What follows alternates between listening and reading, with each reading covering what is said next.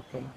இது வந்து ஒரு ஒரு அவன் வந்து ஒரு அறியாத்தன்மை, ஒரு நடிகன் என்ன ஆச்சுன்னா, அந்த நடிகன் பார்வையில் தான் இருக்கிறானே தவிர, ஒரு அரசியல் தலைவனாக ஒரு பார்வையில் இல்லையே.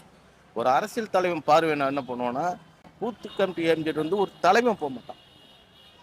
மாவட்ட செயலாளர் இருக்காங்க, மாவட்ட தலைவர் இருக்காங்க, ஒன்றிய செயலாளர், ஒன்றிய பெருந்தலைவர், பகுதி செயலாளர், அங்கெல்லாம் ஒன்றிய செயலாளர், கிளை கழக செயலாளர், இவங்க தான் வந்துட்டு ஆர்டர் போடுவாங்க. அப்போ கட்சியோட துணை பொதுச் செயலாளர், பொதுச் செயலாளர், இவங்க தான் போவாங்க. ஒரு தலைவன் போக மாட்டான். இப்போ திராவிட முன்னேற்ற கழகத்தில் இருக்காருன்னா, இப்போ தளபதி முதல்வராக இருக்காரு, இவர் போக மாட்டார். இதுக்கான வந்து ஒரு அவருக்குன்னு ஒரு பார்வை இருக்குது, அவருக்குன்னு ஒரு வேலை இருக்குது. அதை விட்டுட்டு போயிட்டு ஒரு பூத்து கமிட்டிக்கே வந்து நீ ஒரு தலைவன் இங்கேருந்து போகிறேன்னா, அப்போ உன்னுடைய நீ எவ்வளோ அறியாத்தன்மா இருக்கிற அங்கேயே காட்டிடுச்சு. ஆமாண்ணா. இப்போ அதே மீட்டிங்ல, இந்த பூத் மீட்டிங்ல பாத்தீங்கன்னா ஆதவ் அர்ஜுனா வந்து ஒரு 20 நிமிஷங்களுக்கு மேல பேசியிருக்காரு. அதே டைம் பாத்தீங்கன்னா விஜய் அவர்கள் வந்து 4 நிமிஷம் தான் பேசியிருக்காரு.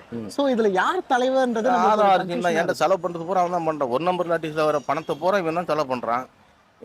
அப்போ அவன் வந்து பணத்தை கொடுக்குறவனுக்கு பேசுவானா, பணத்தை வாங்கிட்டு இருக்கவன் பேசுவானா? இப்போ என்ன கொஞ்சமாக சொன்னால் இவன் இந்த கண்டென்ட்ஸை வச்சு நாளைக்கு ஆதவ அர்ஜுன் கூட அந்த கட்சி கைப்பற்றுறதுக்கான ஒரு வாய்ப்பு ஓரளவு உருவாகலாம். ஏன்டா இப்போ இந்த மாநாட்டுக்கு அவன் தான் செலவு பண்ணியிருக்கான், இங்கே போயிட்டு வரதுக்கு அவன் தான் செலவு பண்ணுறான், எல்லாமே செலவு பண்ணான். முக்கிய தலைவராக வரணும்னு சொல்லிட்டு ஆதவ அர்ஜுன் நினைக்கிறாரு. அது தவறு கிடையாது. அவர் பேசக்கூடிய கருத்துகள் பேசுகிறாரு.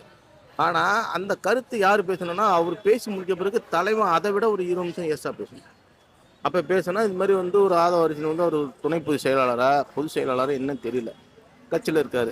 இப்போ அவருக்கு அடுத்து ஒரு இப்போ தலைவர் பேசும்போது இவர் பேசினார், இந்த இந்த வரமுறையை வந்து நீங்கள் பின்பற்றுங்க, இதை கடைப்பிடிங்க, நீங்கள் இப்படி இருங்கன்னு சொல்லிட்டு ஒரு தலைவன் வந்து ஒரு தொண்டனுக்கு வந்து அறிவுரை வழங்கணும். ஒரு எப்படி சொல்கிறது, ஆங்கிலத்தில் சொல்லலாம், ஆர்டர் போடணும்னு சொல்லுவாங்கள்ல, அதை போட்டாக்க அந்த தொண்டர்கள் பின்பற்றாங்களா இல்லையான்னு சொல்லிட்டு பார்வையாளரை வந்து அந்த மாவட்ட செயலாளர், மாவட்ட தலைவர், மாவட்ட துணை செயலாளர், ஒன்றிய செயலாளர், ஒன்றிய துணை செயலாளர், இவங்க கிளைக்கழக செயல், இவங்க ஃபாலோ பண்ணணும்.